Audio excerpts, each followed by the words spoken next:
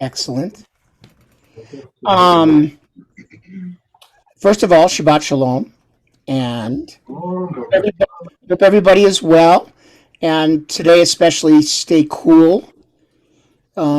There are serious warnings about ozone and breathing, at least here in New Mexico. And I know here the temperature is supposed to go over 100 degrees. So just hope everyone stays safe and cool. I have to tell you, I love being with you all to study Torah. I look forward to this so much.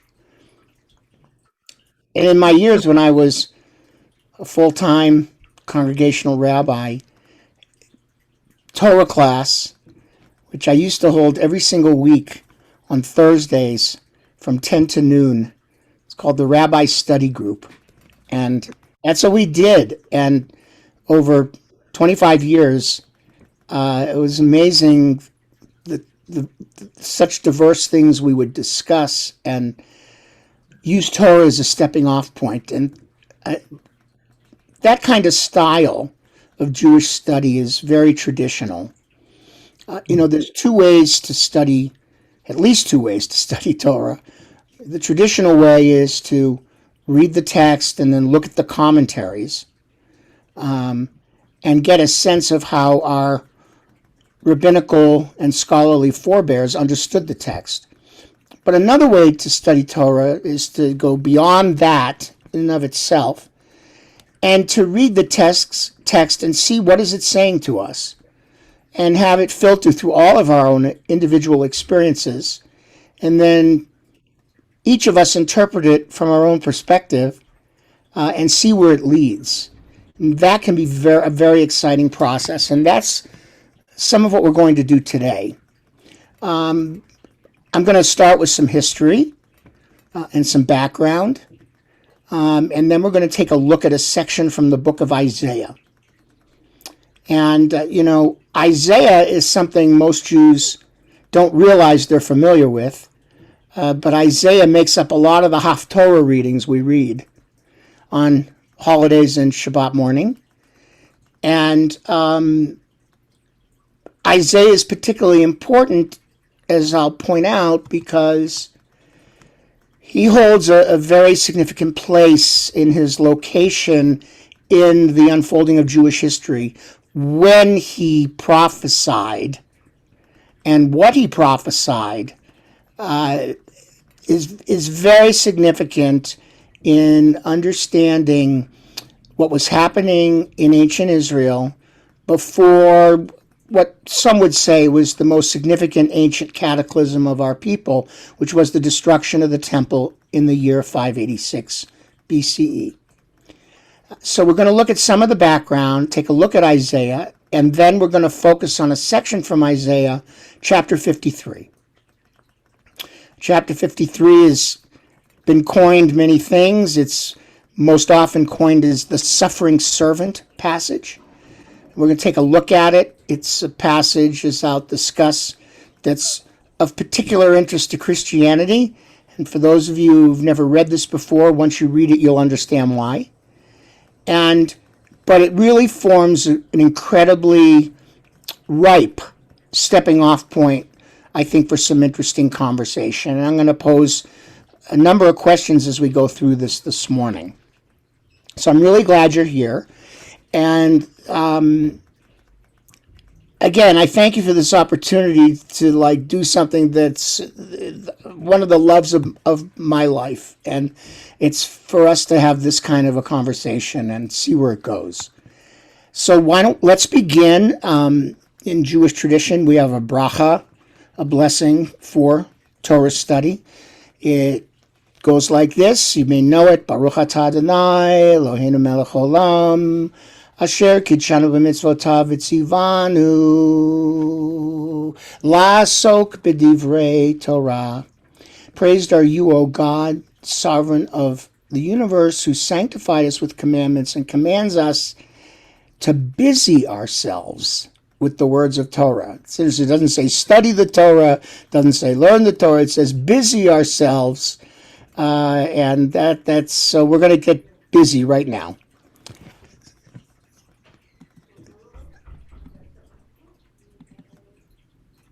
So we're going to start off and we're going to talk about Isaiah. And there we go. So to talk about Isaiah, let's just first remind ourselves about the Hebrew Scriptures. There are 3 sections to what we call the Hebrew Bible. The Torah, the 5 books of Moses. The second section called Nevi'im, which is prophets. And the third section, Ketuvim, which is writings. And in Hebrew, some of you, I'm sure, already know this, the first letter of Torah, the first letter of Nevi'im, and the first letter of Ketuvim form a word we use when we talk about the Hebrew Bible, the Tanakh. The Tanakh. Torah, Nevi'im, Ketuvim. That's where the word Tanakh comes from. It's an acronym made up of these 3 letters representing the 3 sections making up the Hebrew Bible. Now understand, the Hebrew Bible does not include the New Testament. It also does not include a whole collection of books, which are sometimes called apocryphal, sometimes called Hellenistic literature, sometimes called intertestamental literature. These are not included in the Hebrew Bible. And at another time, we could have a really interesting learning session about why some books were included in our Tanakh and others were not. We know a lot about that. There's a lot we don't know about that. But the Tanakh, as we know it, and what we have inherited today, something I've mentioned to you before, obtained its current form in the 7th century, around the 7th century of the Common Era, and that form of the Tanakh, which is the standard bearer we've used since then, is based on what's called the Masoretic text. And the Masoretic text was compiled by a group called the Masoretes, thus the word Masoretic, a group of scholars, rabbis, scribes, who gathered in the area of the Sea of Galilee in this time period. A lot of their work is still is shrouded in mystery, but we do know that the Hebrew Bible we have today, the Tanakh that we use today, was sort of finalized. It was put into its codified form in this time period. So when we talk about a prophet, I don't know, let me ask the question, is a prophet any person who sees the future? The answer is no. Because while the gift of prophecy includes the ability to see the future, a prophet is far more than that, according to Jewish tradition. A prophet is a spokesperson chosen by God to speak to the people on God's behalf. And these people are not just simply spokespeople, they are also role models of holiness, usually scholarship, and display a very palpable closeness to God. And there's an impression given by the writings we have about our prophets, is that God's presence was known to them, and people around them sensed they had that presence within them. Now, the Hebrew word for prophet is the word navi, and it's interesting.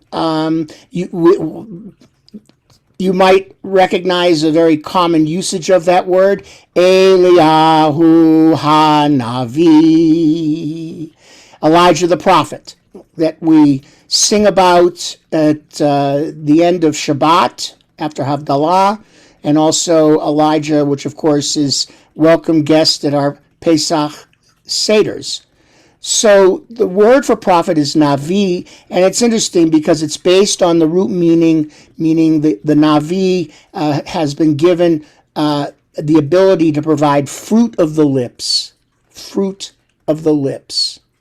which I love that concept.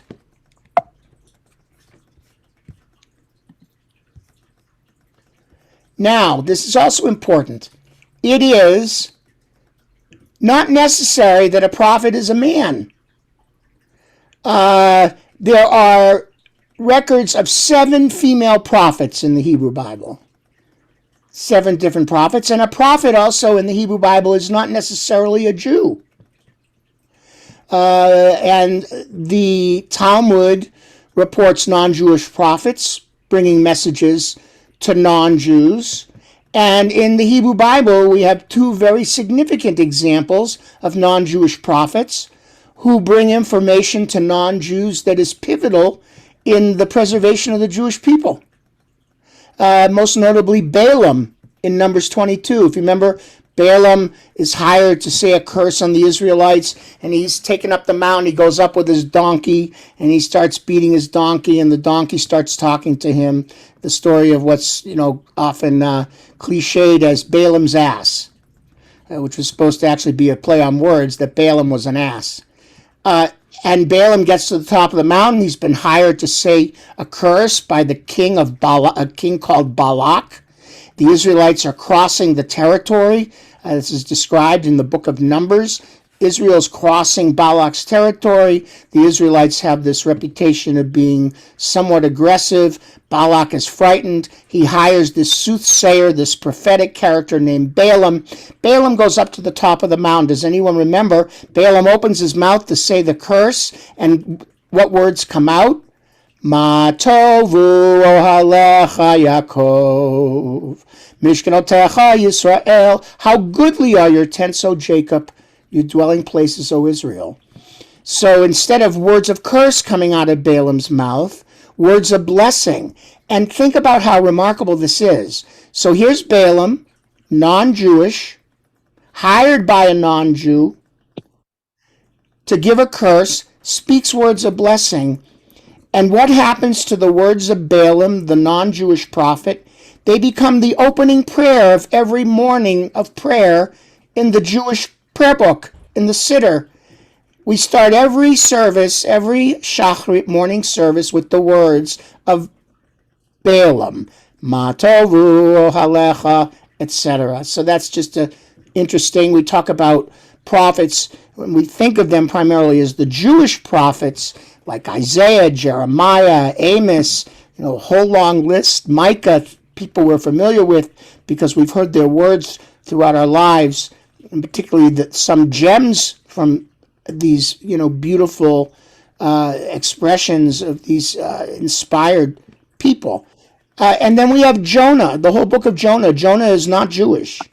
And Jonah is, asked to, go and tell the people of Nineveh, to prophesy to the people of Nineveh. God singles him out to do it. He doesn't want to do it, and we all know the story of Jonah. And then, let's never forget that at the very end of the book of Deuteronomy, at the end of the 5th book of the Torah, when Moses dies, in the last couple sentences of the Torah itself, it says, basically Moses was the greatest of all prophets who saw God face to face, which made Moses extremely unique because, remember, God says to Moses earlier on at Mount Sinai, no one can see my face and live. But Moses was an exception to that. So specifically, what do we know about Isaiah? We know his name means the Lord has saved. His home probably was Jerusalem. His family background may have been related to the royal house of Judah. He married a woman whose name is not given, but she's called the prophetess. The wife of the prophet is the prophetess. And he had 2 sons.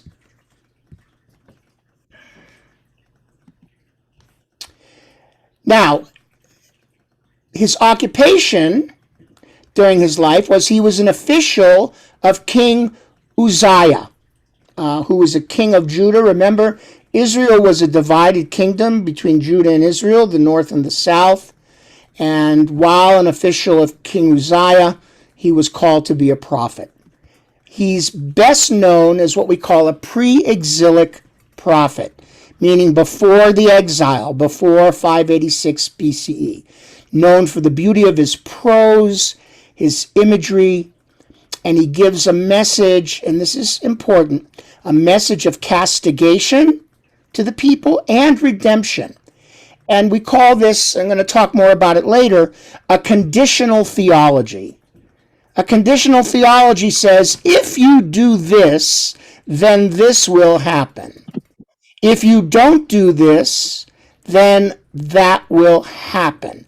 And if you think back on all the times you've heard the words of Deuteronomy, the so-called Deuteronomy writers, we call them the Deuteronomists, they believed in this conditional theology. They were trying to impress upon the people that if they obeyed the Torah, obeyed the mitzvot, the commandments, if you obey, then the right thing will happen to you.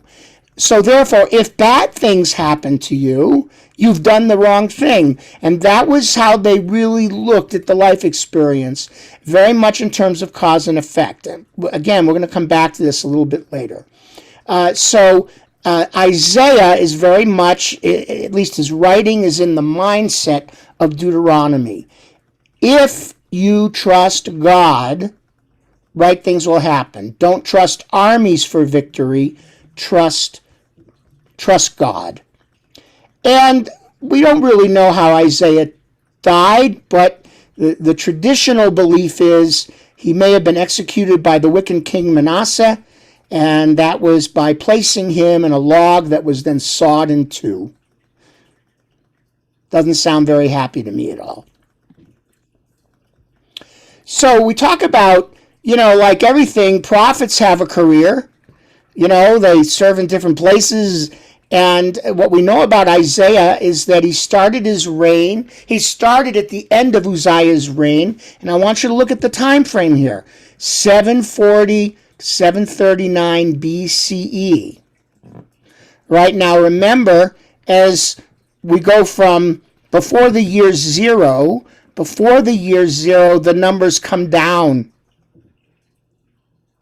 The numbers BCE start up high and they go low up to the number 0, and then we get to the Common Era and we have year 1, and now we're in 2021. So you see the scheme started at the end of Uzziah's reign, continued during Yotam's reign, all right, continued during Ahaz's reign, and what you notice that, Yotam was not in power for very, very long. We're not going to look at all the details, but you could see just from these changes, there was a lot of strife going on in Israel at this time. A lot of internal strife.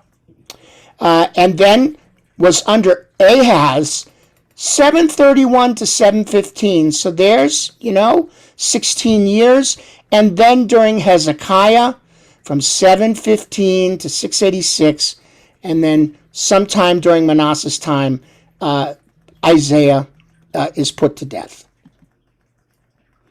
Now, there's a couple of views of the book of Isaiah. We tend to think of it as just one book, but the scholars who studied the book actually think there are actually 3 books combined into one. The book has 66 chapters. Chapters 1 to 35 are called Proto-Isaiah, or the introductory Isaiah. And there's some scholarly evidence this may not even been written by the prophet himself, but may have been perhaps written by a scribe, an observer to events. Then we have prophecies of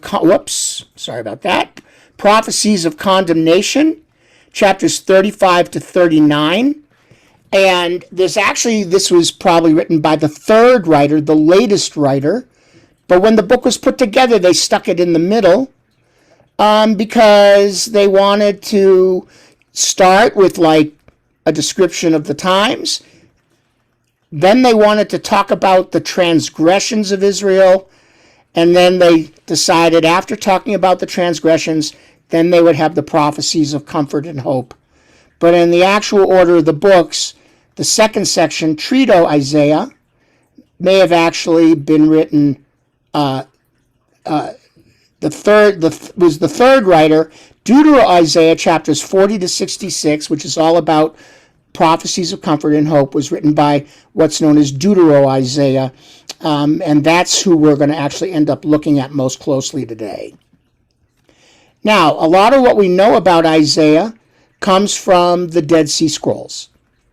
And the Dead Sea Scrolls, as you know, were discovered in the early 20th century, and they contain remarkable examples of earlier versions of the Hebrew Bible.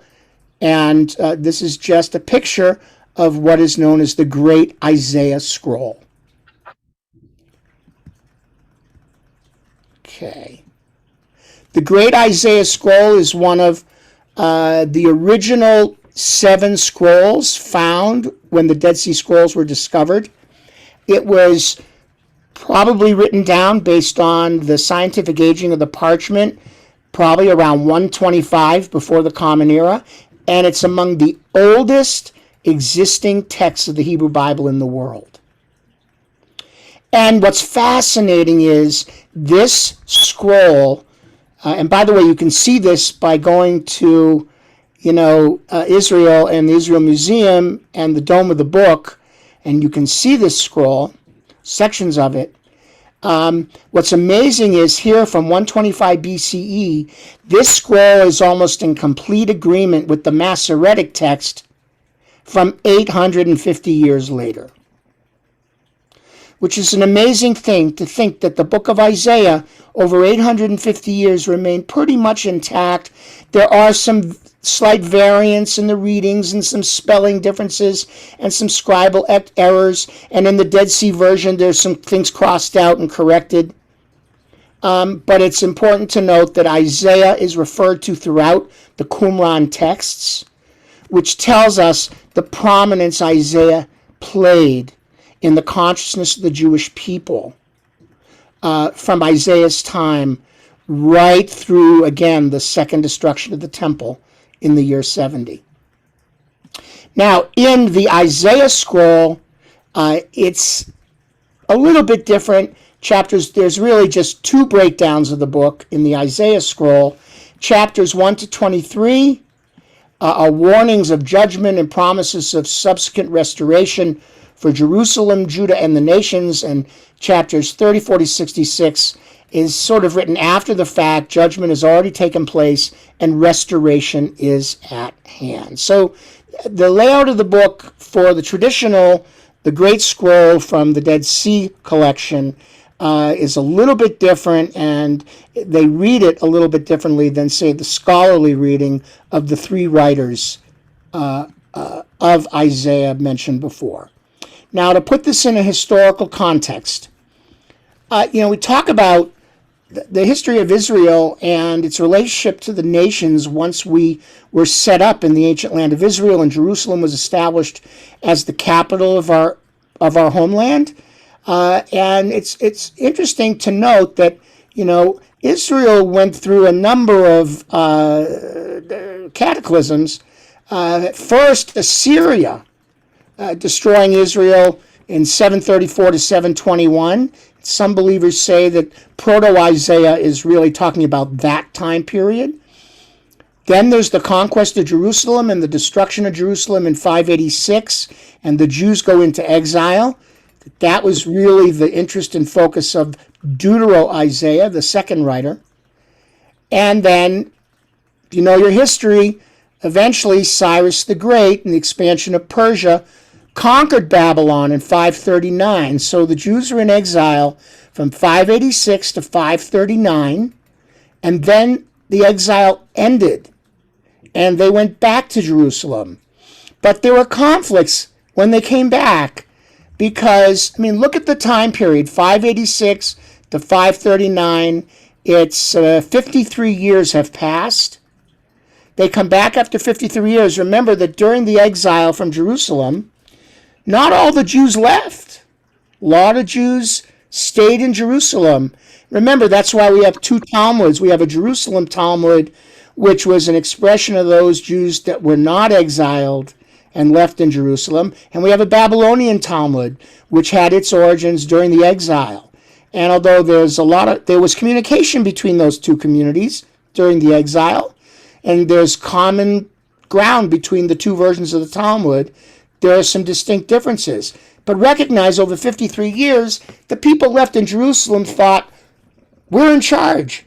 We're in Jerusalem. We got this. And then you have these thousands of exiles come back 53 years later, and wouldn't you know it, conflict erupted between the Jerusalemites and the returnees.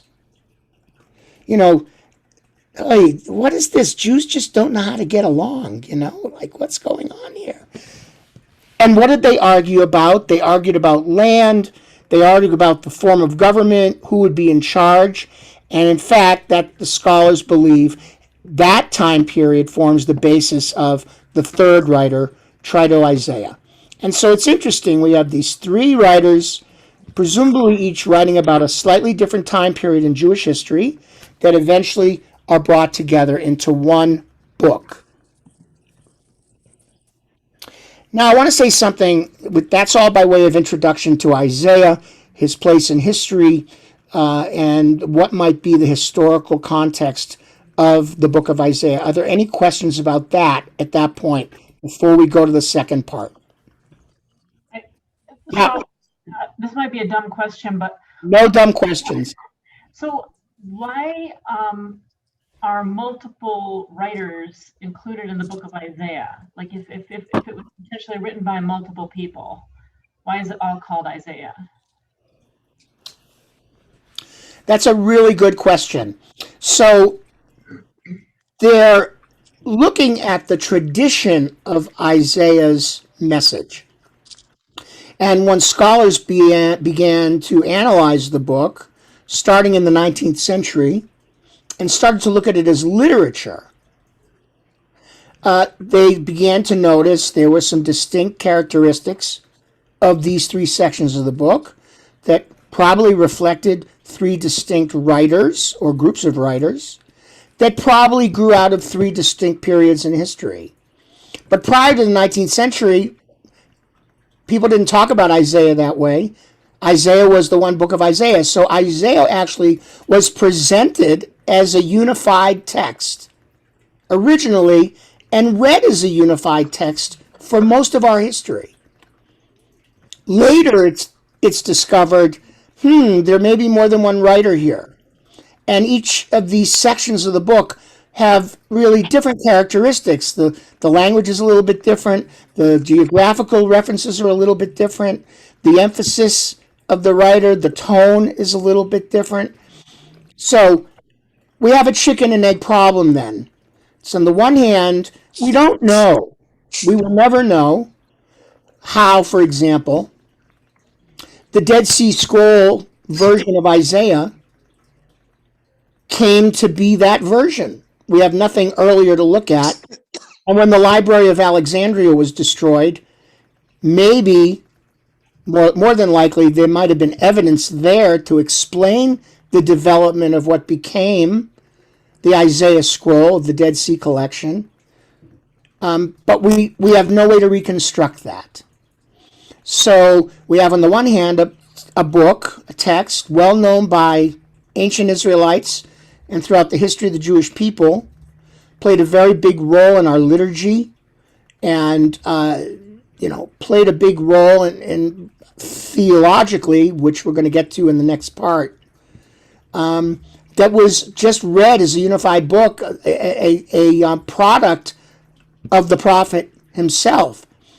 So we discover now, 1,800 years later, or 1,900 years later, that there's evidence of multiple authorship.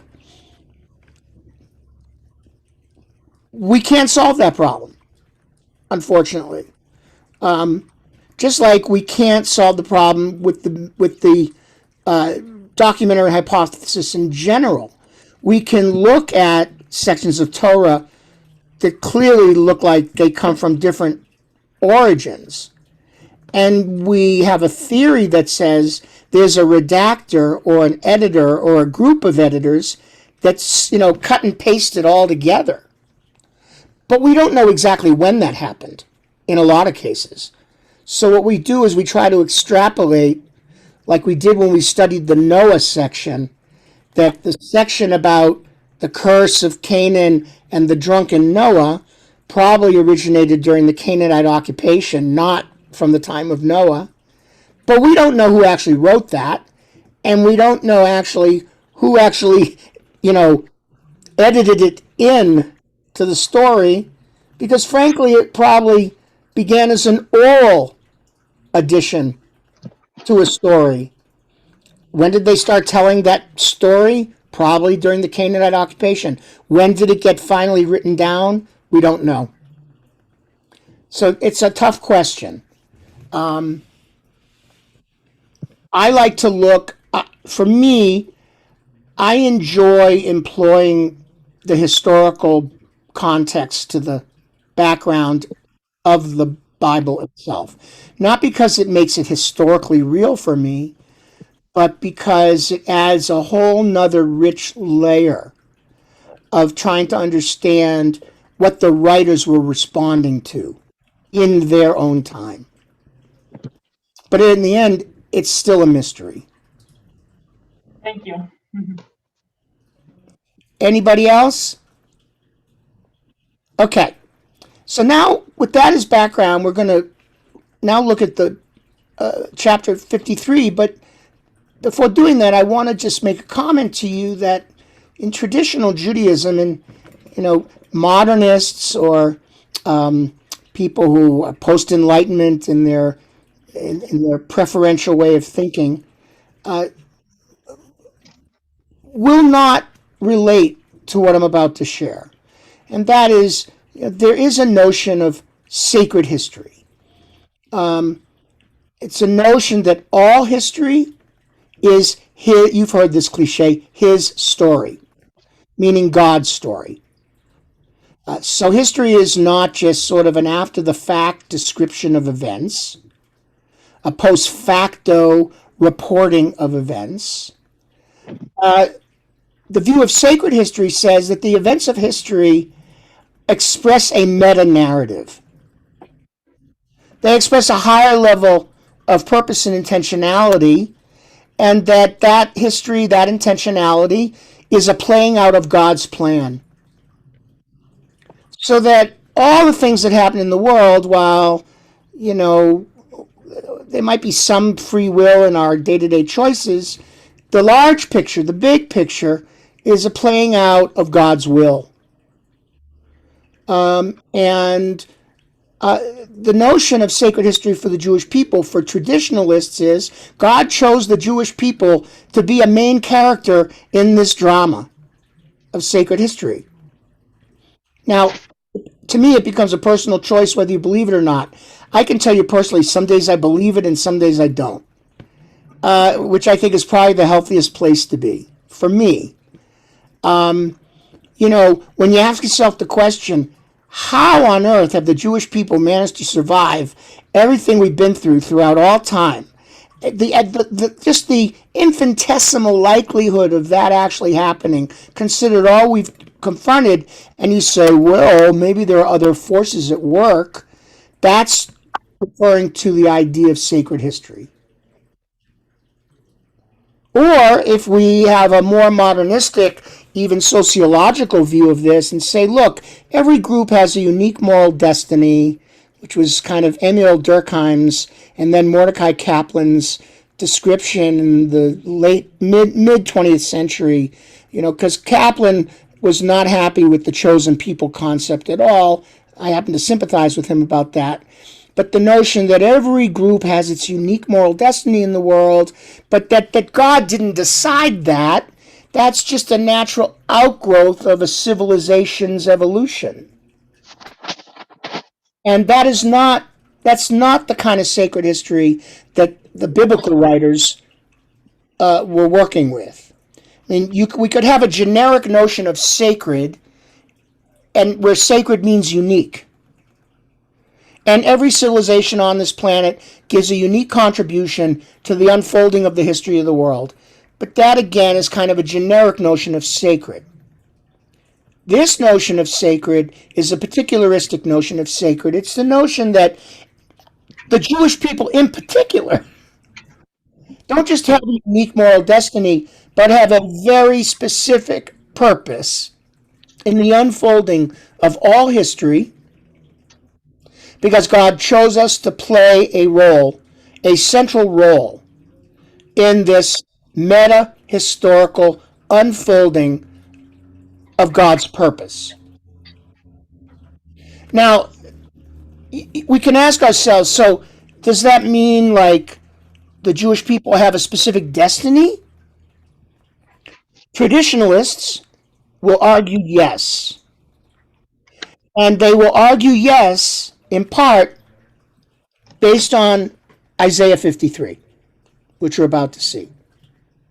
They will argue that the Jewish people have a very specific role on this planet and have been chosen for it. And when we read it and see what it is, then you can all decide for yourselves how you feel about it. But Isaiah 53 raises, I think, as vividly as any other book in the Bible, the whole question of what do we mean by sacred history?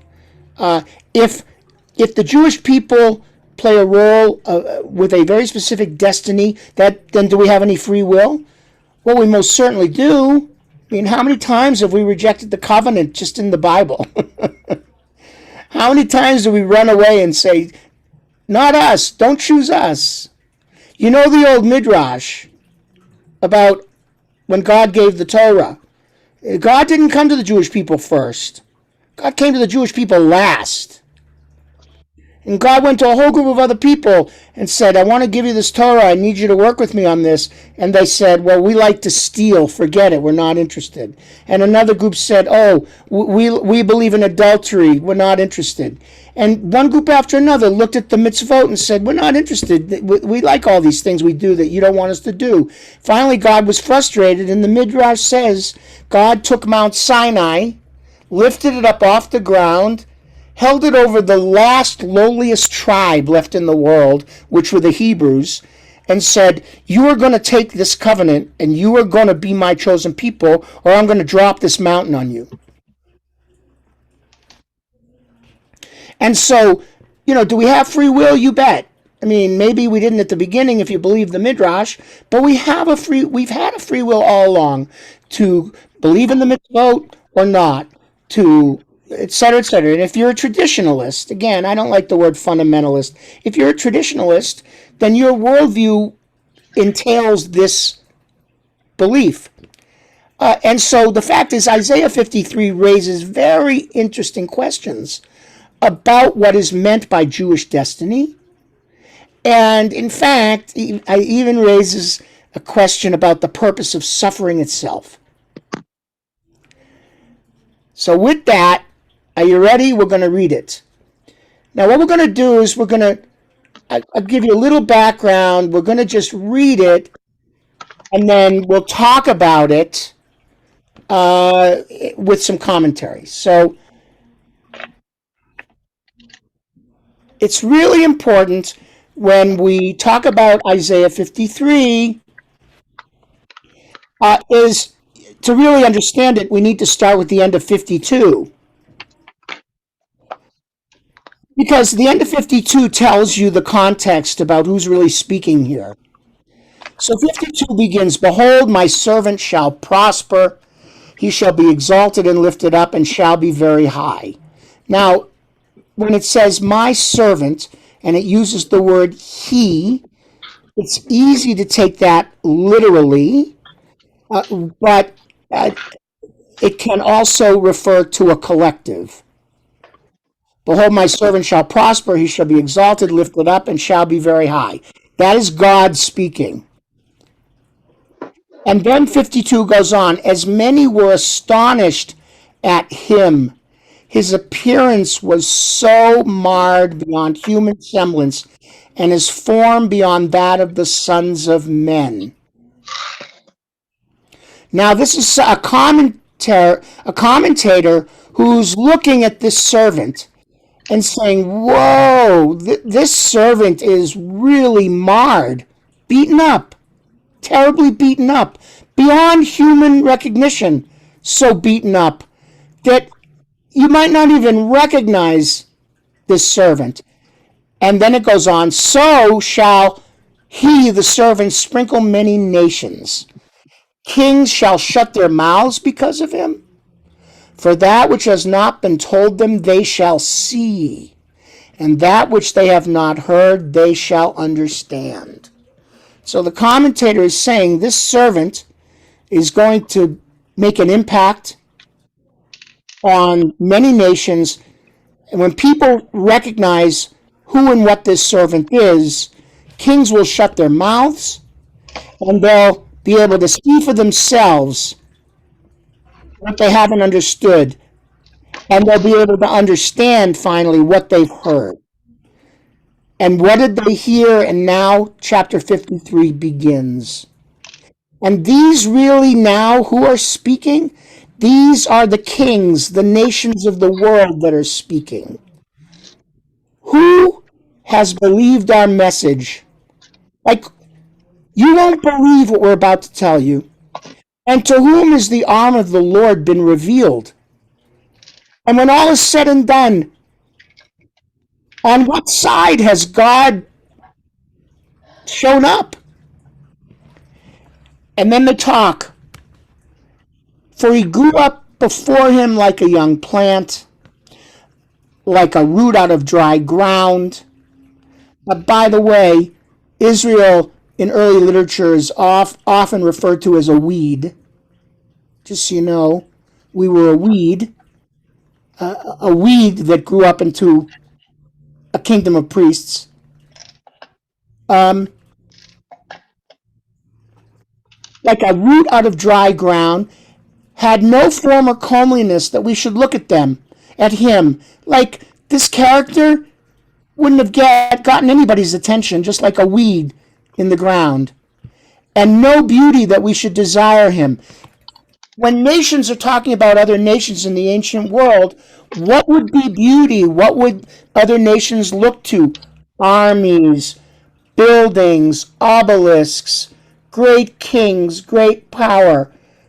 But they're taking a look at this servant character and saying, this character came basically from nothing, started out with nothing. What else? Despised and rejected by men, a man of sorrows and acquainted with grief. So this character was despised, treated badly, rejected, experiencing sorrow, acquainted with grief, as one from whom men hide their faces, despised, and we esteemed him not. But then the writer goes on and says, but now we understand, surely he has borne our griefs, carried our sorrows, yet we esteemed him stricken, smitten by God, and afflicted. So basically the nations of the world are looking at this sufferer and saying, oh my God, even though it looks like this character has been actually smitten by God, rejected by God, the truth is this character hasn't been rejected at all. This character is bearing our sins, our grief, our sorrows. And then the writer says, because he was wounded for our transgressions, he was bruised for our iniquities. Upon him was the chastisement that made us whole, and with his stripe we are healed.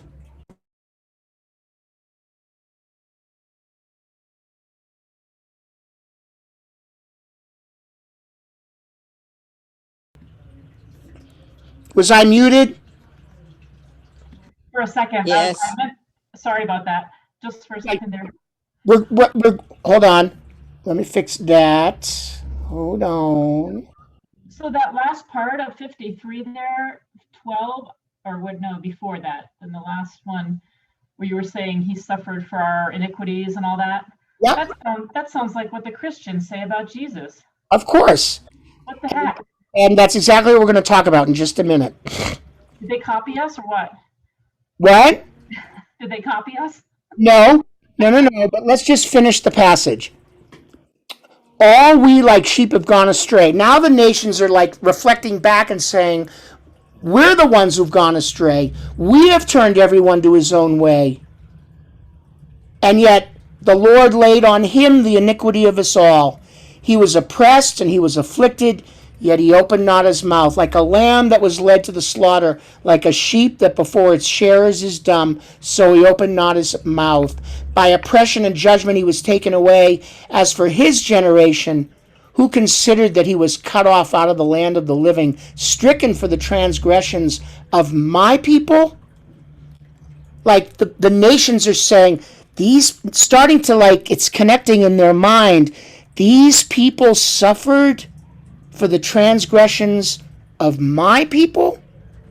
And they made his grave with the wicked and with the rich man in his death, although he had done no violence, no deceit in his mouth. Yes, it was the will of the Lord to bruise him. He has put him to grief when he makes himself an offering for sin.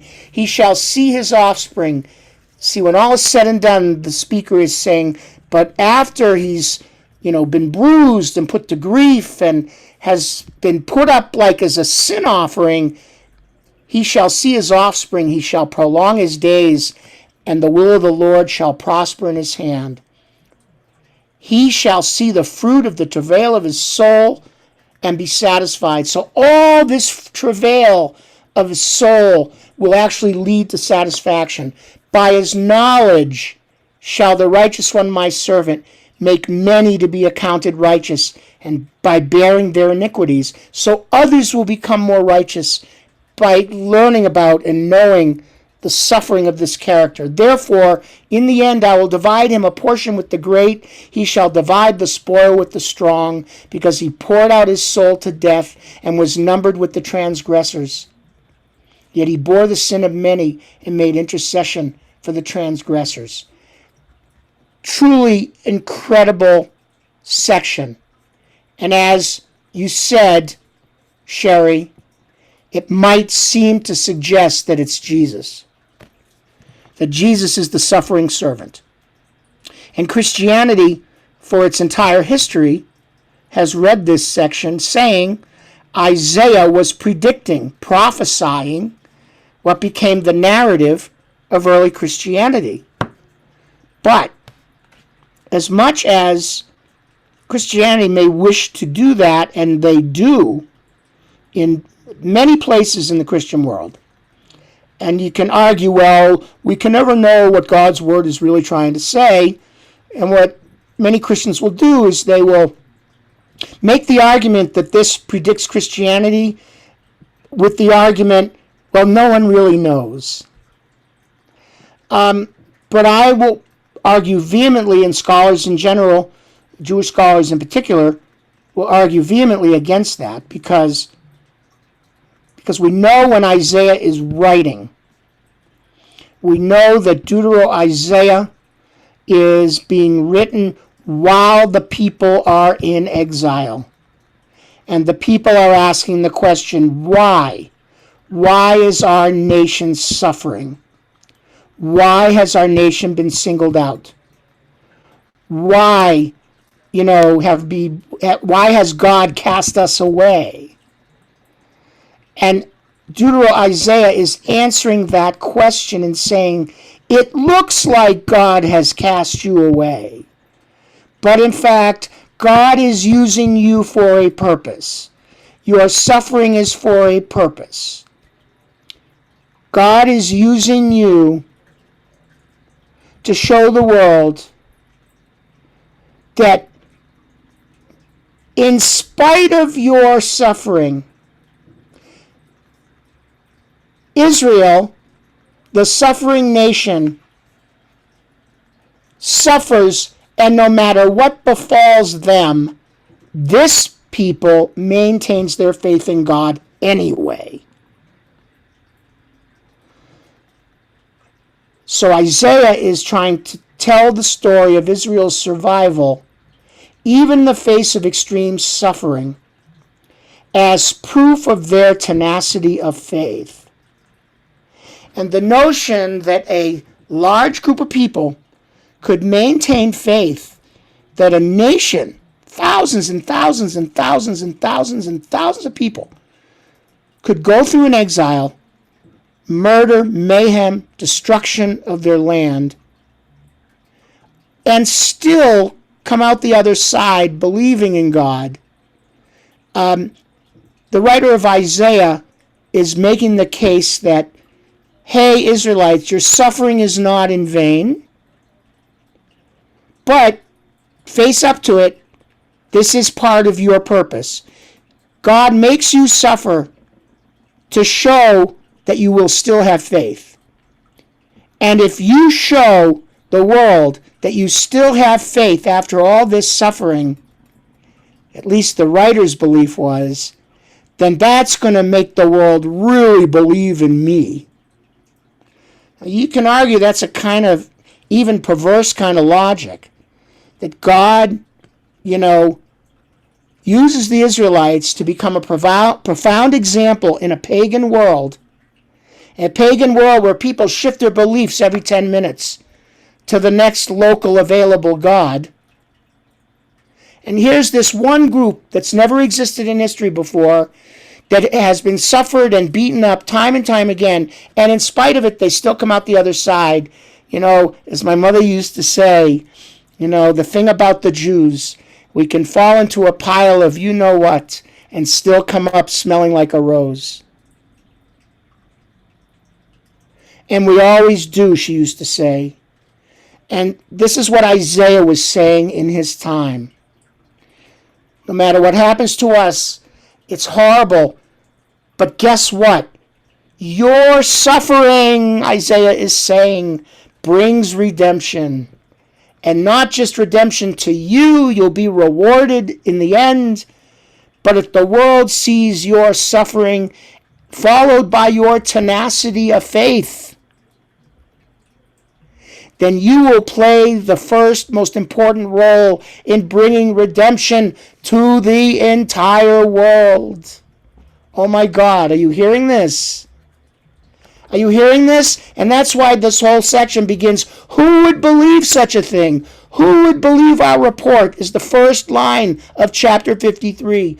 Can you believe this stuff? No one would believe this stuff. No one would do this.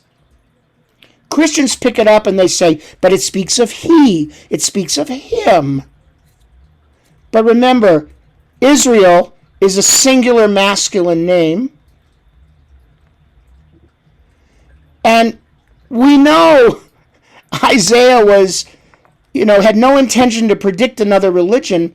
He was trying to explain the contemporaneous suffering of his own people and say it has a purpose. And not only does it have a purpose, and will you be rewarded ultimately in the end, but you should feel you are shouldering the most noble purpose in God's history. And that is, you will show the world what faith really means. And if you do that, then Yahweh, by the way, who is often displayed in the Hebrew Bible as having a pretty darn big ego, Yahweh is going to come off like, wow, if they believe in him, he must really be the one, If they continue to believe in him after all this, he must really be the one. And so you have here a very vivid example of what we call vicarious substitution theology.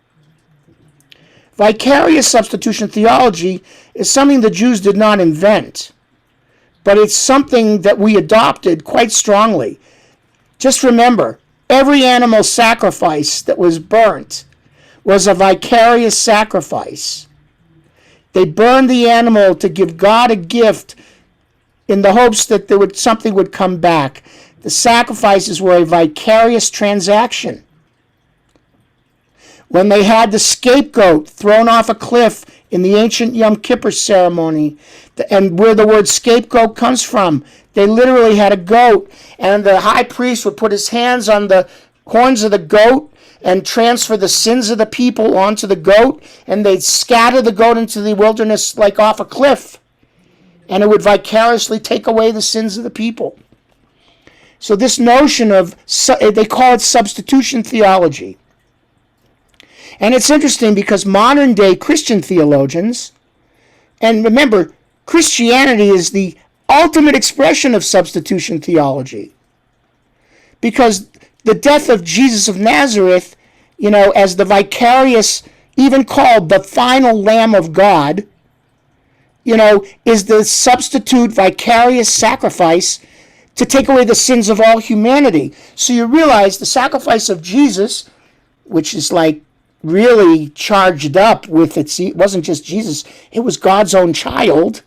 God sacrifices God's own child to save the sins of all humanity, is just another iteration of the ancient Israelite priests sacrificing animals to get rid of sins of the people, or to pray for fertility, or to pray for rain, or to pray for sustenance.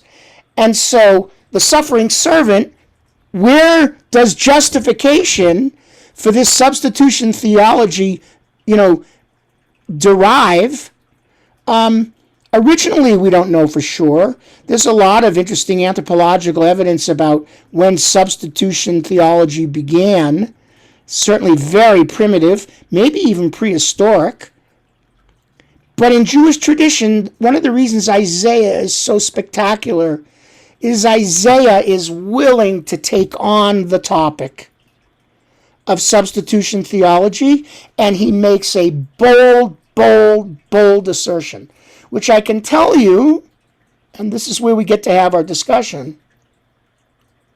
For traditional Jews, right, who believe in substitution theology, there's a segment of traditional Jews that look at the Holocaust, as tragic and as atrocious and as it was, as punishment for the Jews entering modernity and leaving the shtetl and giving up their fidelity to the law.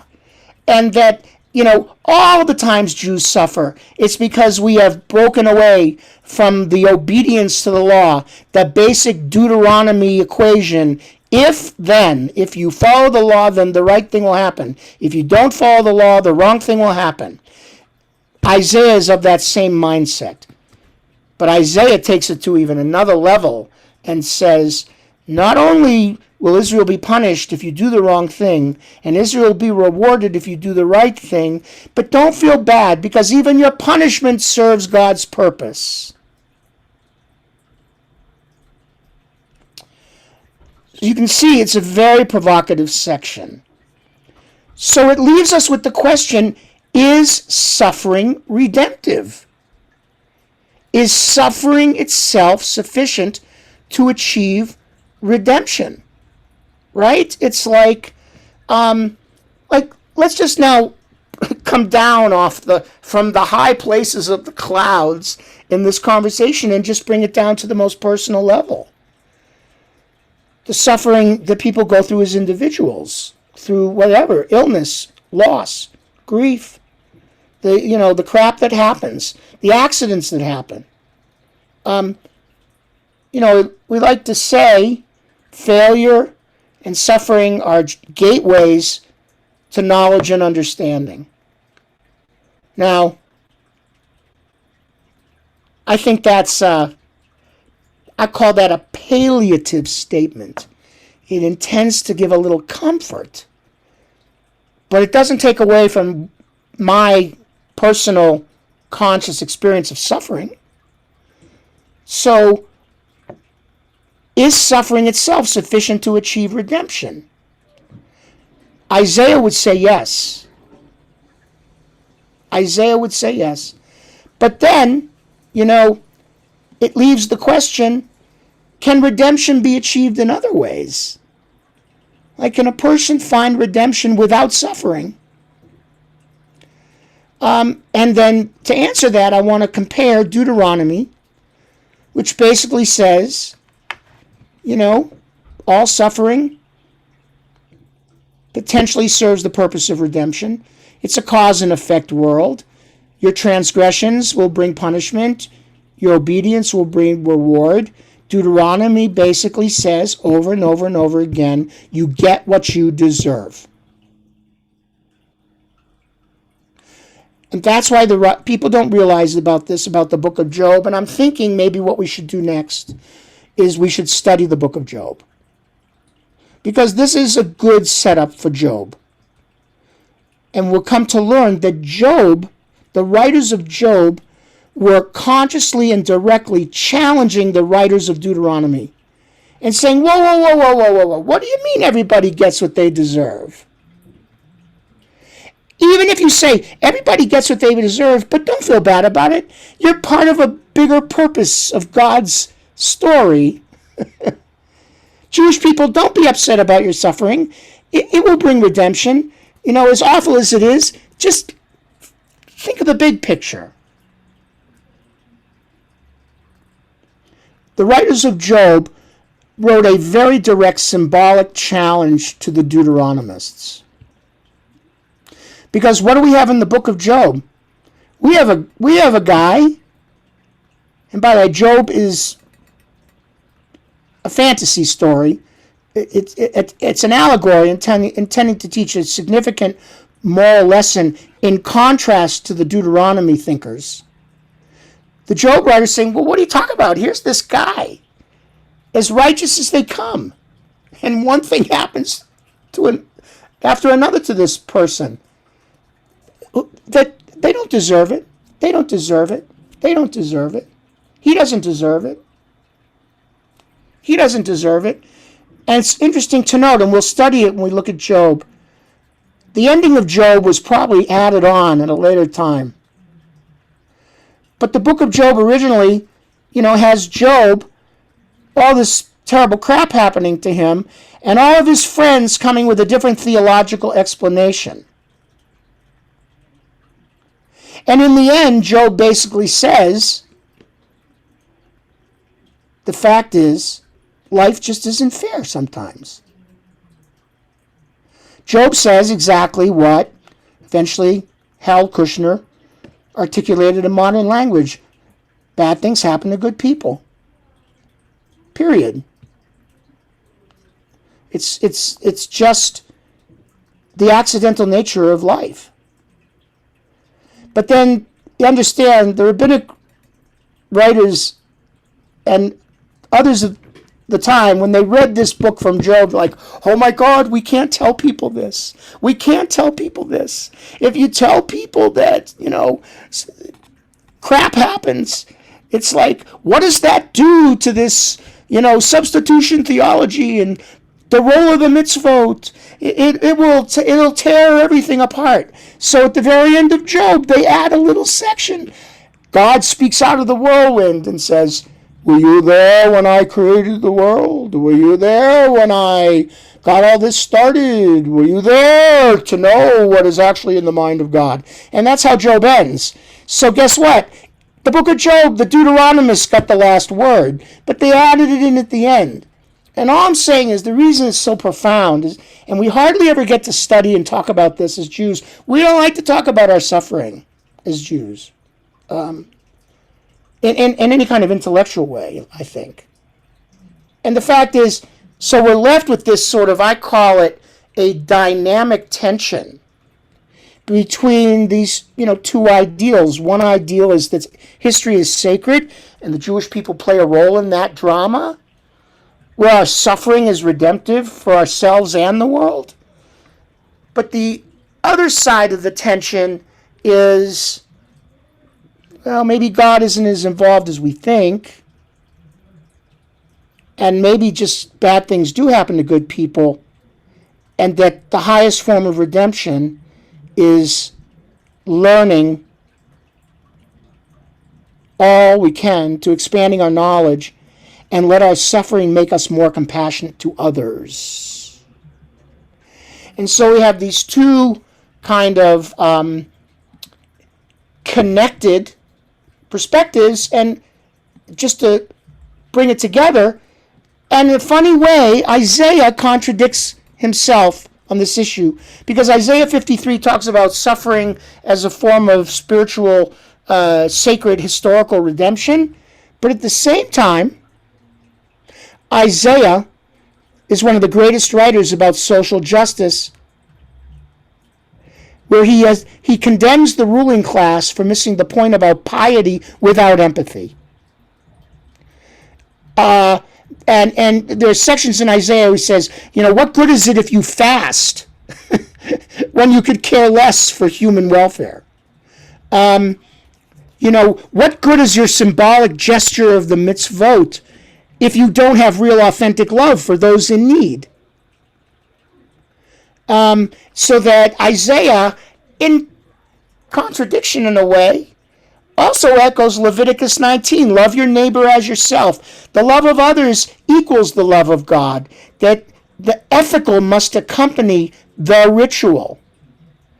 And I'll just end with that in Isaiah 58, which is what we read on Yom Kippur afternoon in the synagogue. The Haftorah for Yom Kippur afternoon is Isaiah 58. And, this is the section. The famous line, is this the fast I have chosen, the day for a man to afflict his soul, to bow down his head as a bulrush, to spread sackcloth and ashes under him? Will you call this a fast?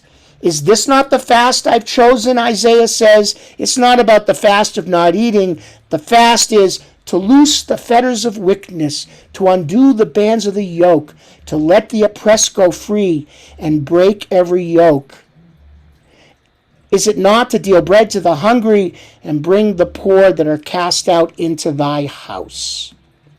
And so you see that even Isaiah shows both sides of this dynamic. 53 on the one hand is that redemptive suffering, and then 58 is redemption is through the love and healing of others. And with that, I leave you now. You have a full perspective, I hope, on generally Isaiah 53, and I think we could go forward, and the next thing we could look at, we'd have to spend probably a few months on it. We could study the book of Job if that interests you. So there you go. Sei gesund. Do you have any questions, comments? Fascinating stuff. It's just incredible. Yeah, The last thing I want to do is leave you speechless. it's a lot to digest. What other well-known prophets were really not Jewish? I mean, you said Jonah. Jonah and Balaam are the two most notable ones. But there are also examples in the Midrash. There's the Witch of Endor, and there are other examples of soothsayers that provide insight. When Moses and Aaron, the Israelites, are getting ready to leave Egypt in the middle of the night during the Exodus, they wanted to find Joseph's bones. They had promised to take his bones from Egypt and to bury him in the land of Israel. They couldn't find his bones. They go to a witch, and the witch says, who's not Jewish, and conjures up an image that Joseph's coffin is at the bottom of the Nile River, and they find Joseph's bones. So there are a number of examples of this. You said there was a witch of Edinburgh? Endor, different character, but yeah, there are just different characters of non-Jewish prophets, prophetesses, soothsayers. I guess I thought Jews didn't believe in witches. Guess what? Who said that? Who told you that? Third grade teacher? No, I don't know. Well, I don't think Jews believe in witches in the sort of traditional vernacular of a witch. We think of witches and Halloween and the witch hunts and things like that. But we have characters in ancient Hebrew literature of characters. They were more like soothsayers or conjurers.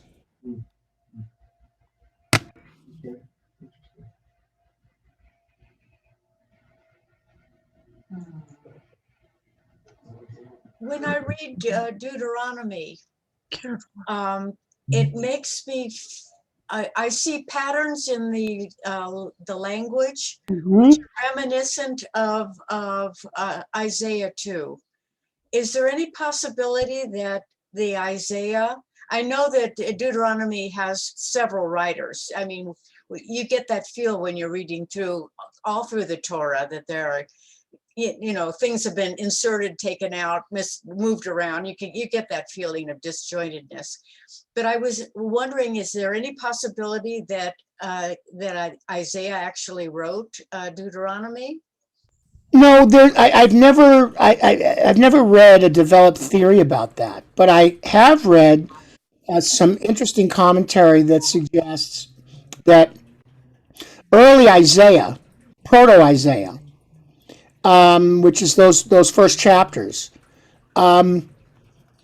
may actually have been influenced by Deuteronomistic writers. So if we assume there are three writers, first, second, and third, although the book is laid out first, third, second, okay, Yeah. that the first writers may have had the most Deuteronomistic influence. So there is some scholarship about that. Okay. You know, the other thing about Deuteronomy, you know, Deuteronomy is such a distinct book. Also, from a time perspective, you know, there's some theories that suggest Deuteronomy might actually derive from the time of Hezekiah. You know, that's another theory. And that when the Israelites came back from the exile, they needed to come up with a new version of the law that would unify the people, both the Jerusalemites and the returnees. Ooh. And that, you know, and Deuteronomy means the second law. Literally, that's what Deuteronomy means. And we have a second version of the Ten Commandments. We have, you know, the Shema. We have reiteration of things that occur in Leviticus and Deuteronomy. What's distinct from a literary standpoint in Deuteronomy is that most of the book is written in the second person. You who are standing here this day, you shall do this, you shall do that, you. And then it's, of course, from a narrative perspective, it's described as, you know, Moses giving a series of speeches to the people. But there's, you know, it is not a stretch to connect Deuteronomy and Isaiah. They're obviously connected from a content standpoint. Chapter 2 is definitely connected in some literary ways. And it's a very, very good comment on your part. Because it illustrates that, you know, intellectual and spiritual history isn't necessarily a linear process. Things circle back on themselves, you know?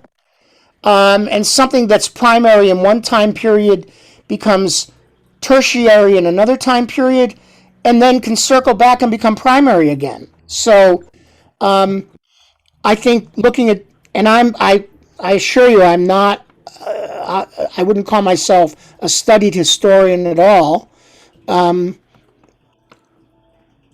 but to consider that there's possible overlap in time and content between Deuteronomy and Isaiah is, you know, a reasonable scenario. It's a reasonable scenario for sure.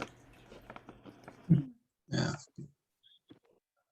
Donna left a question or a comment here. I don't know if you saw that in the chat. No, I don't have the chat. She says, so it is easy to be Jewish and not believe in any God, just humanitarian works. You know, it's very interesting. You know, first I'd say I think that there's truth to that. You know, we say Judaism is a religion of deeds, not creed. You know, we have a basic faith in a God we can't see. It's a complete mystery, basically, and other than revelation. And that the real essence of Jewish experience is in the practice of mitzvot, which are just a means to do good deeds in the world and to make the world a better, a more sacred place. So it's really interesting. There's not a lot of God talk in Judaism. We don't have a lot to say about who God is. We have more people talking about what God does, and we look at God's effects. I think I've used this example. It came up earlier, some sessions ago, that the best I think as a Jew, I think about God in the following way: God is like the wind. I cannot see the wind. I can measure it a little. I can measure, I can use another instrument to show its effect. I can feel it. I can see the trees move, but I actually can't see the forces of the wind. I can see the effects of the wind. And I think that is a nice metaphor for Jewish faith. We can see the effects of God's existence. We can talk about what God does, or what we think are expressions of God's spirituality. And of course, Kabbalah builds a whole worldview on that idea, that sfirot, love, justice, mercy, all those things that exist within human consciousness are just a kernel of God's consciousness, and they're built into the universe, and these things fracture because of human folly and incompetence. But we as the Jewish people have a role to play in Tikkun Olam to repair that in the world. And so the notion that we can be Jewish without belief in God is central to that. As a modern contemporary Enlightenment thinker myself, I believe in God, but I can't even tell you what that really means, because it means different things on different days. I mean, there are some days where I look at what happens around me and go, how could that be a coincidence? It's just too weird. This can't be a coincidence. And then there are other days I see things happen that are just purely pointless tragedies, and I can't believe God would have anything to do with it. So, I mean, I'm all over the map with my Jewish faith, and I'm willing to admit it, even as a rabbi, that in fact the core of my Jewish faith is doubt. But that in spite of the doubt, I still believe. But don't tell me to fully explain it, because the minute I start to say what God is, I'm breaking Judaism's cardinal rule, which is not to be an idolater, which is to put God in a box of any kind. So you have a kind of, it's a conundrum in a sense. We believe in something we can't describe, which is kind of an agnostic perspective.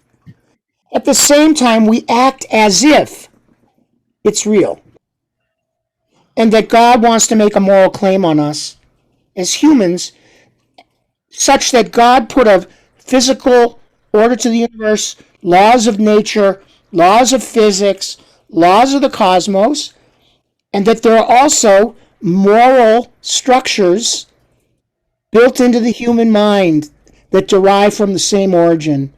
And we have an opportunity in our human life to manifest those moral structures built into our mind structure and to bring them to pass in the world for the betterment of everybody. And, that's, to me, that's a Jewish equation I can live with. And I don't blame God for anything, but yet I do credit God for things. And at the same time, while, I know I'm a rationalist, sometimes I have, there's no atheists in a foxhole.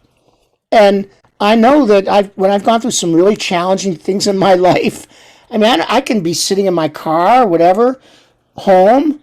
I've had the extreme of sitting on the floor, crying and screaming and shaking my arms. What are you doing to me? And why are you doing this? And then I've also had, oh my God, please help me. I don't like to ask, but I really need help right now. And I talk to my mother. I say, Mom, if you're really there, I need you right now. So it's like I'm a mystic and I'm a rationalist at the same time. And the thing is, I think that's what Judaism really is. It opens the door to mysticism and it opens the door to reason at the same time. People go, That doesn't make any sense. And my answer is, you're right. It doesn't. It's not supposed to. Interesting. Yeah. You know, they say that spiritual maturity, I don't know who said it, but I know I didn't. No, no, maybe I did. I don't know. Spiritual maturity is reaching a point in life where the answer is no longer necessary. Uh-huh. Wow. It's true. When the answer is no longer necessary. Yeah, I actually think I'm the one who said it. Spiritual, no, I'm being honest. I came to this a few years back. Spiritual maturity is when you reach a point where the answer is no longer necessary. Yeah. Now, some people hear that, particularly people who are more used to concrete faith, which is more predominant among Christians in particular, say, well, that can't. How can that be true? Then all you're left with moral relativism. But my answer is, if I reach that position of kind of neutrality, the answer is no longer necessary. It means I've reached the point of pure gratitude for everything, and I've suspended judgment about others in the process. I don't need to have an answer. I don't need to have the truth with a capital T. I just want to have. I just want to leave me so I can live my life in the search of meaning. And if we can talk about your search of meaning, and I can talk about my search for meaning, you know, then you realize it's not about the answer. It's not about the truth. It's about the search. Are you And I don't know if anything I just said makes any sense at all. Oh, yeah. It does. were you talking in the background there about Viktor Frankl, Man's Search for Meaning? Well, I wasn't. I mean, Frankl certainly articulated this in some of the most profound intellectual terms ever. I didn't come to, my conclusion, spiritual maturity is when the answer is no longer necessary. From Frankl, but I came to it from really from listening to other people talk about their faith and from all kinds of different traditions. And what is it? What's the statement? True faith has no compulsion. And that to me is related to the notion of spiritual maturity requires no answer. And so, it's okay to live in a continuum, belief and doubt, and there you have it. I'm sure at the end of my life, I have my hopes. I hope when I die, I'm going to go through a tunnel and I'm going to see a light and I'm going to come out the other side and I'm still going to be a conscious being. Like, that's important to me. And there are things in Jewish tradition that give me comfort. I call them the palliative messages that give me comfort that I'm happy to latch onto, right? And I like to believe that forgiveness is really real and possible, even for the most condemned of people. Though I'm not sure I could always do it myself. Someone, God forbid, killed my child. I'm not sure I could reach that level of forgiveness. But I like to still believe it's possible, right? So I think Jewish faith is more about just keeping aware of what's possible as opposed to keeping aware of what's absolutely true. I have something to say, please. Yes, please. Sorry, I talked too much. I apologize. Oh, no, that's why we're here. I totally agree with what you just expressed, and I long said I'm okay with the mystery.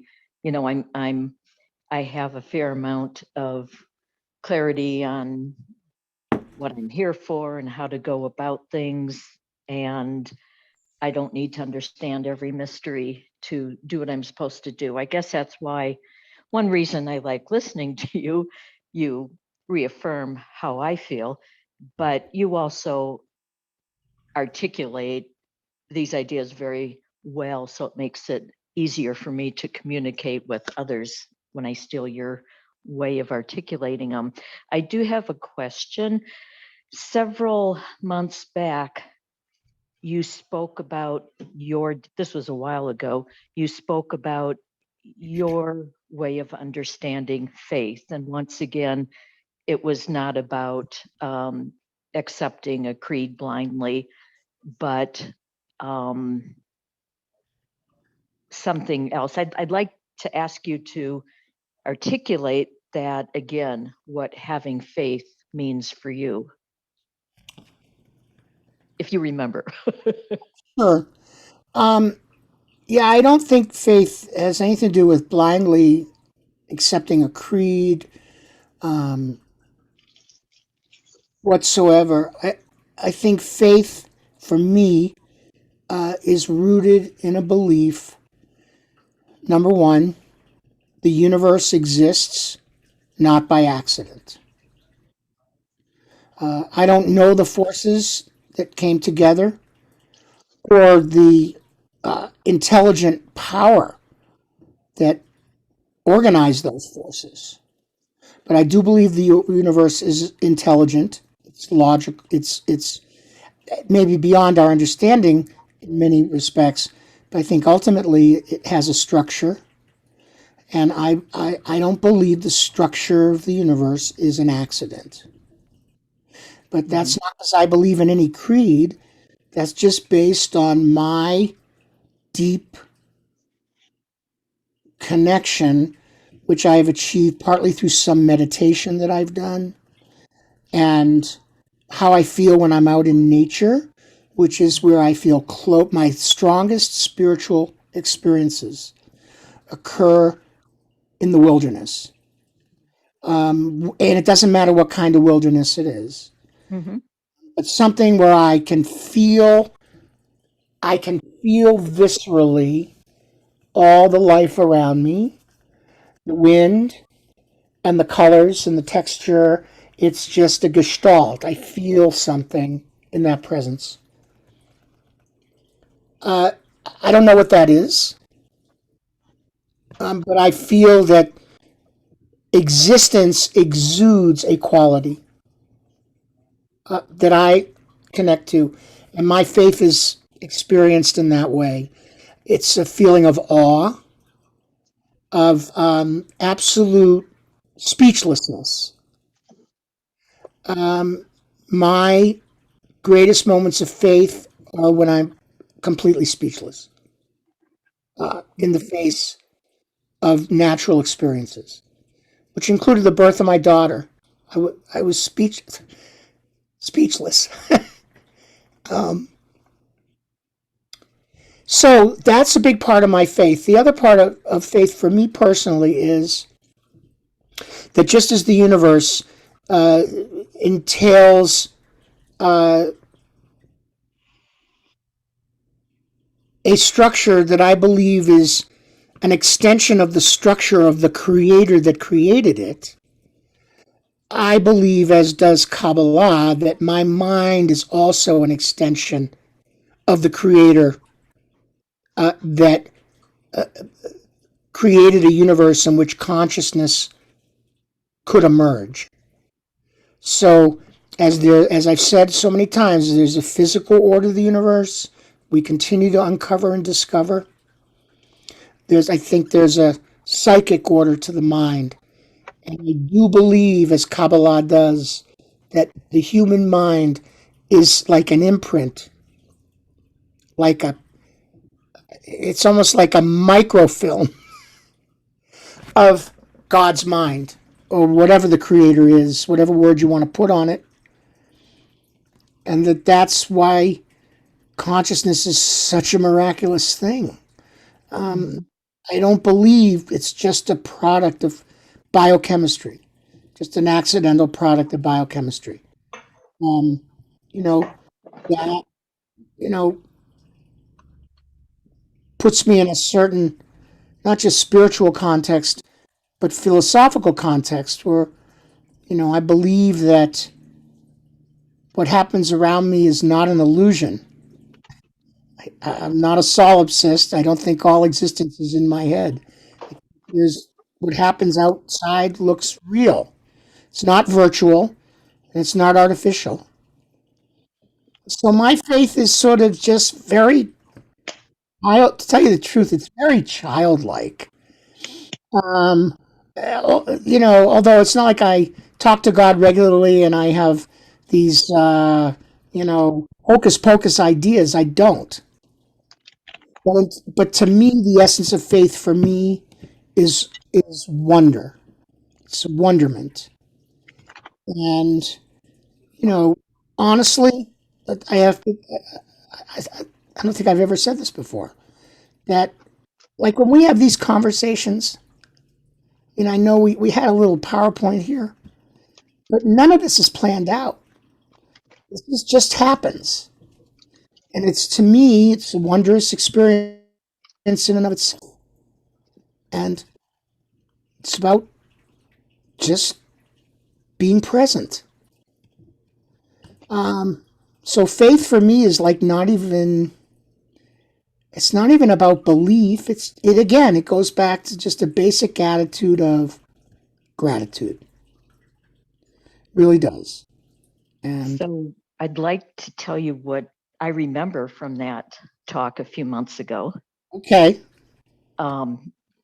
Might be interesting to you to just hear what my take home that day. The last word you said was actually it. Gratitude is what I heard. And I think you were also describing that your faith gave you strength to continue going forward in life when difficult things happened, when you lacked an understanding of the why and wherefores, and your faith enabled you to understand that there was a point and to keep moving forward, and the gratitude. Yes, and I want to thank you for telling me what I said back then. Because No, I don't know if that's what you said. That's what I heard. that's fair. Thank you for saying what you heard back then, because it was interesting when you asked the question, what did I say back then? I had this passing thought of saying, well, I don't think I can say it again because I'm different today than I was back then. But I'm glad that I'm still living in the same universe, at least from what you heard then.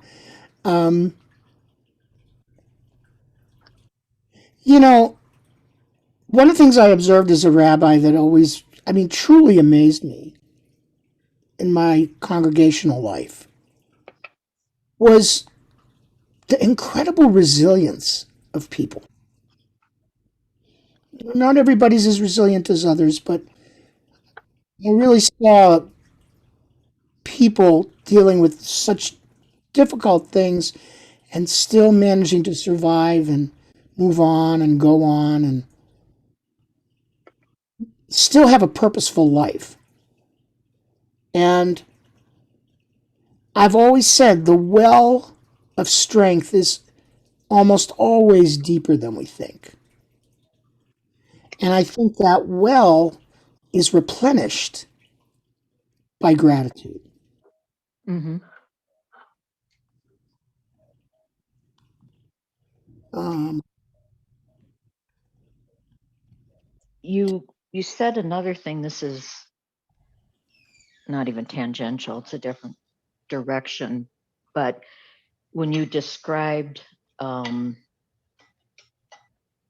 your belief that the universe was brought about by a creative force intentionally, for one thing, it reminds me of the tantric story. Whenever I hear Kabbalistic story about the world of emanation, I don't I suppose you probably read some Tantra, but it was very parallel to what I learned in that wisdom tradition.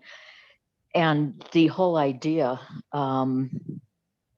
is very ironic that we would embrace that, because it is, it would seem to be in line with what's called creative, what's it they fight in the schools? Creative intelligence. Yeah, and we, Or they use the phrase intelligent design. yeah, that's it. Thank you. Intelligent design. And I'm going to just think off the top of my head that the reason we have a visceral reaction to that being taught in the schools isn't because we counter the notion of it, but because we don't believe those things belong in public school teaching, and there's always a question of whose version of it are we going to teach our kids. I think it's a very important point. You know, on the one hand, we have creationism, which is fundamentalistic belief in the literal nature of the creation story. And of course, that's a particularistic story. It's the Hebrew Bible, it's adopted by Christians and Muslims, but it's certainly not universally accepted in the world.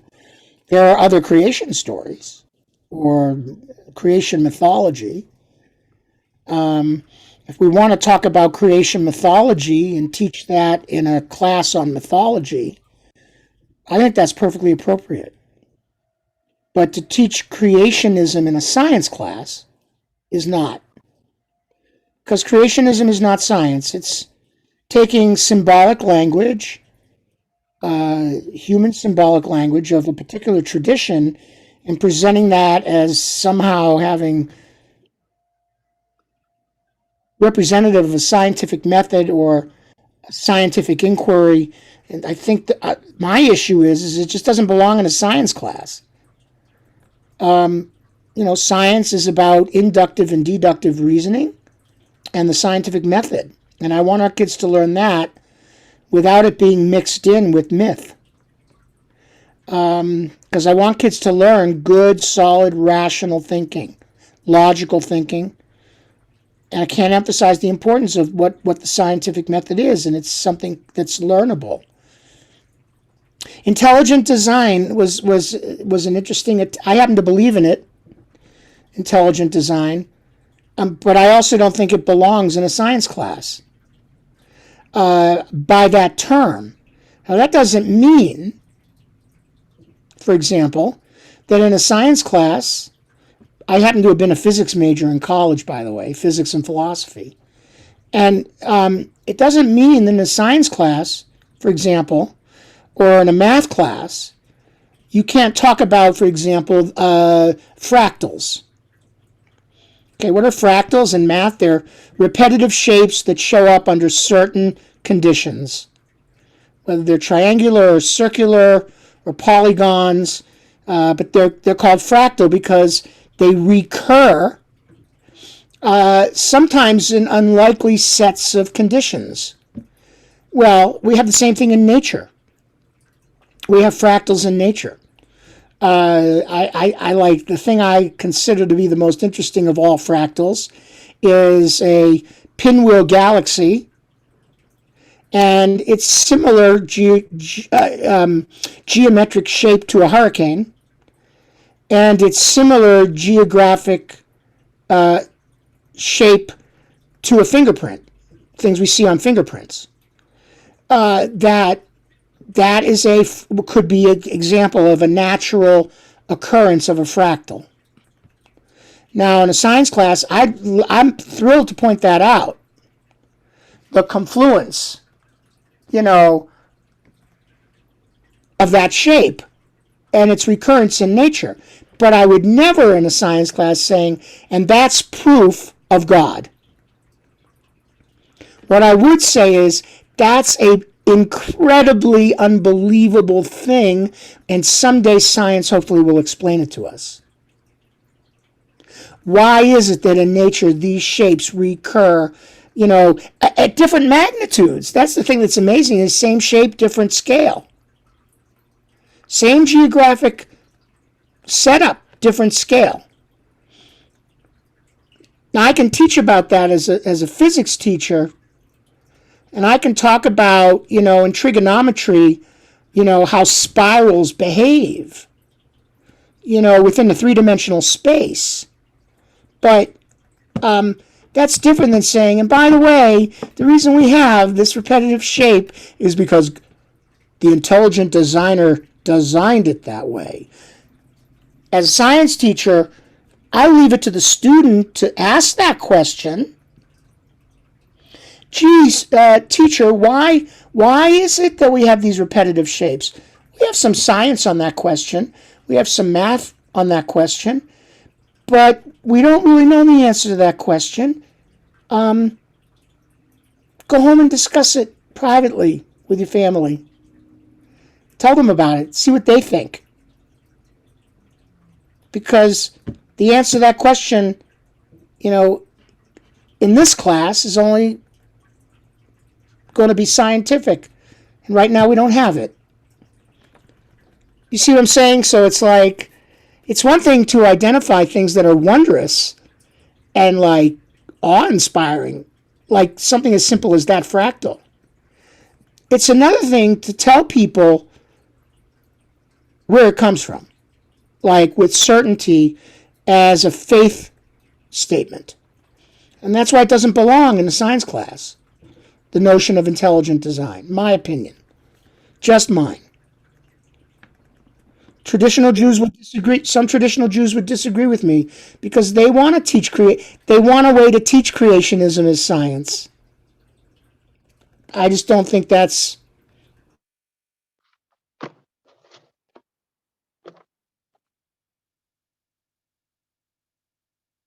Uh-oh, we have a frozen rabbi.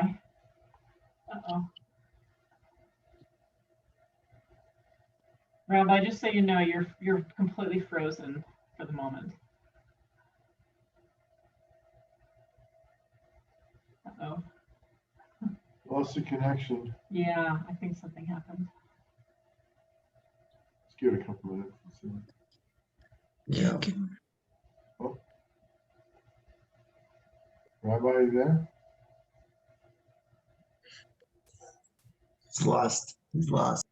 You lost him. Well, Maybe he'll call right back. Just give it a minute.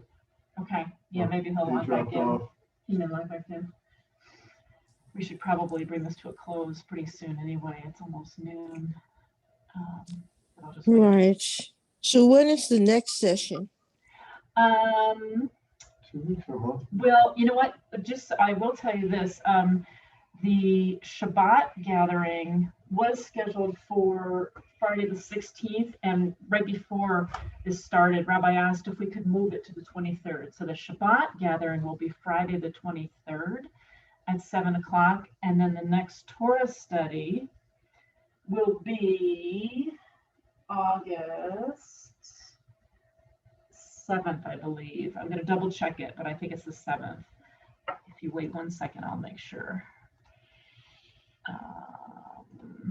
Yeah. So August 7th is the next Torah study. I have a question. Mm-hmm. To acknowledge how wonderful he is for spending his time teaching. Can you explain, is he actually employed and drawing pay through Temple Aaron? And if we wish to acknowledge what he's doing, if we are donating to Temple of Aaron, does that make its way somehow to Rabbi, or how does that work? So the way the arrangement is at this moment, Rabbi is essentially serving as our rabbi without pay. So, he doesn't, and actually he, because of his position of the Jewish Federation of New Mexico, he actually can't accept pay from us. as a Presumably, as a yeah, as a congregational rabbi. I mean, you know, if individuals, you know, decide to, you know, give a gift to him, you know, for example, like Neil and I are getting married in September, we will be expressing our gratitude to Rabbi Lennick for all he's doing directly to him with something. And you know, if somebody wishes to do that, I'm sure they probably could. But no, we're not paying him. You know, he's not. We don't. Nobody actually at Temple Aaron is receiving any pay for anything. Everybody, all of the board members, we do everything volunteer, 100%. So nobody gets a penny actually. If he has any hard costs, if he's traveling Yeah. or going out of his way, or you know, spending some of his money, well, we'll reimburse him for that. The temple will. But aside from that, he gets no. Okay, I just wanted to make sure I wasn't missing a cue somewhere to help